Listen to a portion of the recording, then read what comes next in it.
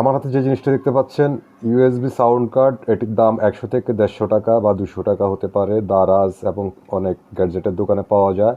তো এই ছোট্ট জিনিসটা আপনার যে কাজটি করে থাকবে সেটি হচ্ছে, আপনার ল্যাপটপে যদি 3.5 জ্যাকের কোনো স্পেস না থাকে, অথবা আপনার কম্পিউটারের যদি অডিও 3.5 জ্যাকটি নষ্ট হয়ে যায়, তখন আপনি সাউন্ড বক্সে গান বাজানোর জন্য অথবা হেডফোন লাগানোর জন্য এরকম একটা জিনিস কিনে নিতে পারেন। নিয়ে হচ্ছে আপনাকে জাস্ট হচ্ছে আপনার যে ইউএসবি হাব আছে সেখানে হচ্ছে এটা এন্টার করে দিতে হবে। এন্টার করে দিলে এরকম একটি লাইট জ্বলবে, এবং আপনি সাথে আপনার স্পিকারের 3.5 যে জ্যাকটি আছে সেটি এভাবে ইনপুট করে দিবেন, এবং হচ্ছে আপনার এটি